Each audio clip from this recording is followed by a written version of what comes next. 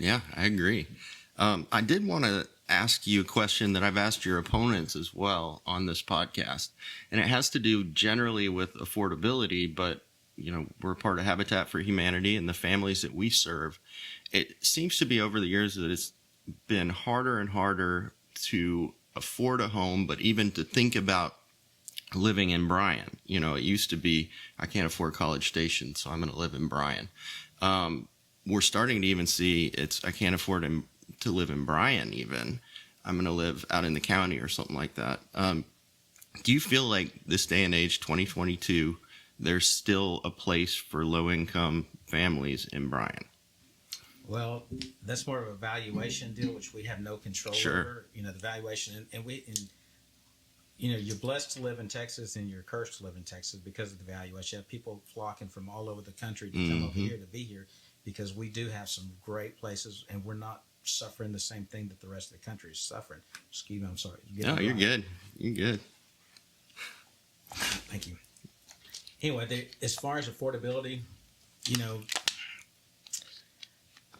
I don't know. It's that's a market driven kind of thing. It's market driven, so that's kind of out of our control. I will tell you, we've taken some steps.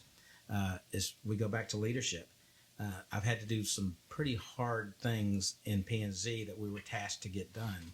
I look at planning and zoning as the offensive line for the council. Vet those things out. Talk them out. One of the things I'm very, very adamant about is being the chair on that stuff. And I would tell all of my commissioners as they came in when they were brand new, I said, look, you're coming into everybody wants to be on planning and zoning. Everybody wants, that's like the best of the best to get there. Right. Until you get there. And when you get there, you're standing on the dais, you're sitting on the dais, and you look out. But you got to realize that everybody there is against whatever is coming up. Sure. They're not there happy. They're mad, and they're expecting you to rule in their favor. And when I tell the guys, I said, look, just all I care about, I don't care how you vote, but I do care that you're prepared. Yeah. And you need to have read, you need to have asked, you need to have talked to staff. And there's always two sides. There's a staff side, there's the applicant side, and then there's the people side. So there's really three sides. And everybody's affected, and you're dealing with their number one investment, which is their home. Right. This is their number one investment. So you've got to be able to look them in the eye and say, we absolutely sympathize with what you're going through and empathize with what we're going through, but this is better for the city, the citizens, and everything else here. It's going to affect you, but in the long term, it's good for whatever the vision is. Or you're able to tell them yes, or you're able to side with them, whichever that deal is. But you got to understand that you're going to have 60, 100, 200 people there, and they're mad at you, and they're literally giving you these looks. And you're up there looking at everybody there, and there's not a happy person there, not one. I said, but what you got to understand is you got 90,000 people sitting at home expecting you to do the right thing. So you've got to take those into consideration too, not just the squeaky wheel. And you've got to be able to say that, and you've got to be able to be okay with saying, okay, I'm sorry, but we're going to do it this way because this is the way it should be done, or whatever. So we have the same thing right now. One of the things that I pride myself on is I research everything. I come prepared, and I know what I'm talking about. I'm not going to go just start talking to talk, right. And I'm not going to blow with the wind. I'm not going to go whichever way. In our case, we're all running for office. I'm not going to go with wherever the votes are going to go. I'm going to go what I think is the best thing to do for the people, the citizens in our city. We represent all of those. Right. And, the council is kind of like the board of directors. We set the direction of the city. Right.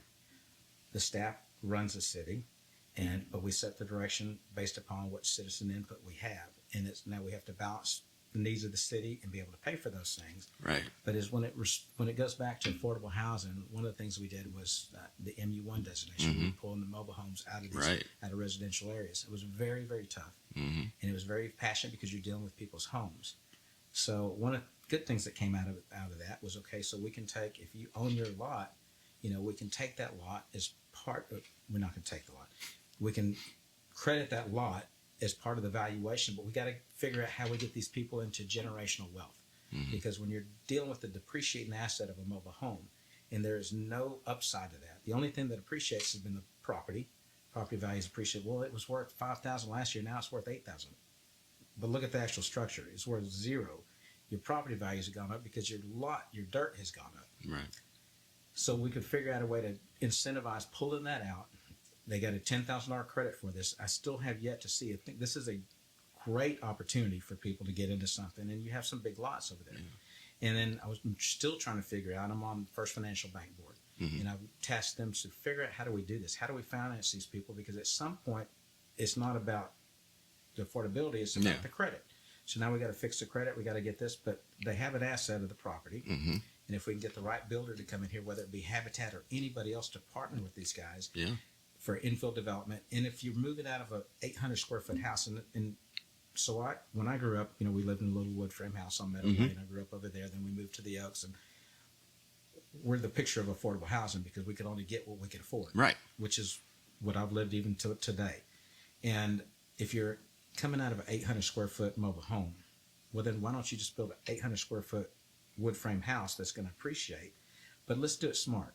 So I've tasked our guys to come up with deals where, okay, you have 800 square foot house, exactly basically the same thing that you're moving from to an appreciating asset. But let's pre-do this house that you can add on another bedroom and bathroom, and add on a living room, and add on a garage, because the picture of affordable housing shouldn't be 3-bedroom, 2.5 bath with 2-car garage. That's not affordable for people. It's not realistic.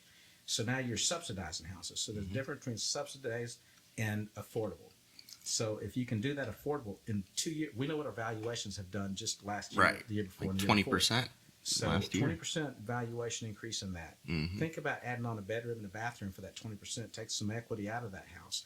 Add that thing on, and within 5, 6, 7, 8 years, you can have that 3-bedroom, 2.5 bath, 2-car garage, 3-car garage, outdoor kitchen, whatever you want, and you're building equity in your place, and it's appreciating. Are you talking like pre-approved small home plans or something like that? Is that what you're proposing? We're still trying to figure how this thing goes, and I would see where Habitat would play a big part, because this is infill development where I think is exactly where it should be. But we need to find those neighborhoods that are speckled with 5 or 6 or 7, mobile homes within that neighborhood that really don't fit in that neighborhood, and you're going to help these people. Now at this point, they can get the credit from the city for the $10,000 to pull it out, or they can sell it, and we can help them. And some of these lots are bigger, so now you're talking about you can have son, daughter, split a lot and do 2 houses there. So you're getting some great values. It's just about getting people to trust you, because whenever they say, hey, we're going to help you, we're the government. Right. Well, but I'm telling you, you have Bobby Gutierrez going, we're going to help you, and I will do everything I can to make sure that we do it where it will never take advantage, even to the point if we can't get it through the public sector, through the banking operations. You have people who have rental houses. You have people who have this, that they have to maintain those things, and those are costs of doing business. But I could see where I could call some people and say, look, you have this. Would you finance this house for this person? Would you finance this thing here? With the understanding that if it ever comes to the point where it gets to foreclosure, we're going to have some serious talks, because this is never what this should be about. This should be about getting these people leg up, get them into something else, and help them build, feel good, do good with whatever you've accumulated, feel good with it, participate in that process, because I think by law you can do 1, 2, or 3 of them. Then you have to have a mortgage company. I know you can do 1, 2, and 3. Maybe, maybe 4 or 5, and do the finance. So then you have to set up for the mortgage license. But with interest rates that are good, because on these mobile homes are paying 15, 16, 17% interest, and well, now interest rates are going up and going up. But when we were talking about this, you get a home mortgage for 3, 4%, and you could do private equity and still 8%, 10%, and give them that much, plus it's escalating in valuations 20%, like we said last year. So they're still ahead of it, but we keep burying them into these high interest rate deals, and you never get ahead. Plus it's depreciating assets. So I think that, I know we've talked from Habitat. We want to make sure that there's always options. I would want to make sure that we're taking care of our people here locally. Sure. That we're not importing other people into the area to do a Habitat home. We make sure that we have because we have our own poor that we're dealing with, and we have our people who need these options. Y'all do a phenomenal job. I think when you import, you're just adding to it, and you're taking away from somebody who has already paid into the system and paid into our community and everything else. I would really like it to be here.